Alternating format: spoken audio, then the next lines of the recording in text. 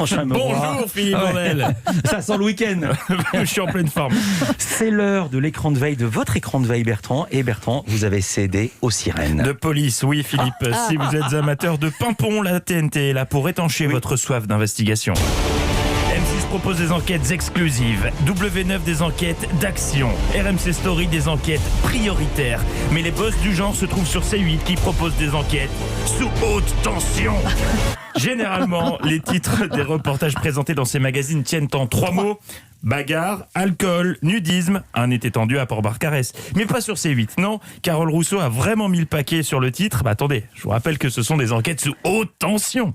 Violence, course-poursuite, rixes, délinquance, excès d'alcool, violence familiale, 100 jours avec la police de Dunkerque. Un café, l'addition. Ils ont tout donné sur le titre.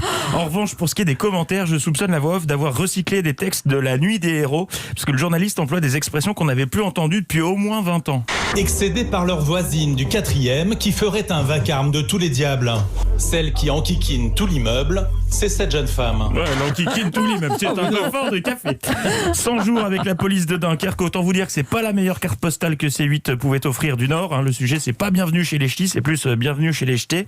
Alors attention, délinquant peut-être, mais poète avant tout. Dans le Nord, on ne commet que des infractions qui riment. Refus d'obtempérer, 4 feux brûlés, des stops ignorés. Il a été incarcéré. Et l'un de mes témoins préférés, c'est cet homme. Il a la vingtaine et il va vous faire relativiser si vous pensiez avoir un réveil difficile. Finir en couche à 5h du matin après une grosse soirée, le jeune homme ne comprend pas ce qui lui arrive. Pour lui, ce n'est pas très glorieux. Tu m'étonnes. Tu m'étonnes.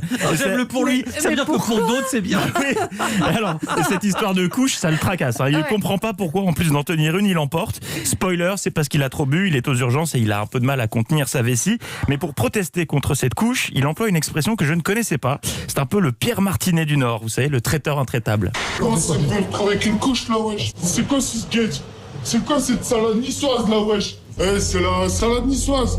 Salade niçoise, wesh. Parfaitement intraitable. C'est la salade niçoise. Wesh. Enfin, C'est la salade niçoise, Eva, oui. Wesh. Wesh, c'est la salade niçoise. Mais le champion, toute catégorie, c'est ce jeune. Il s'est fait casser un verre sur le crâne, ça fait mal. Il est en sang, mais curieusement, c'est pas ça qui le préoccupe le plus. Écoutez. Il va falloir recoudre. Et surtout vérifier qu'il ne reste aucun morceau de verre dans son crâne.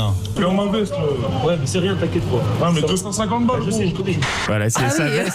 veste tachée à 250 balles qui l'inquiète plus que les morceaux de verre dans le crâne. Alors, la veste a-t-elle été sauvée? Réponse la semaine prochaine, avec la diffusion de la seconde partie du reportage. Oh là là, merci Bertrand. On a hâte de voir. Et vivement le replay. Enfin non, il doit y être le replay. Il y est. Eva. oui.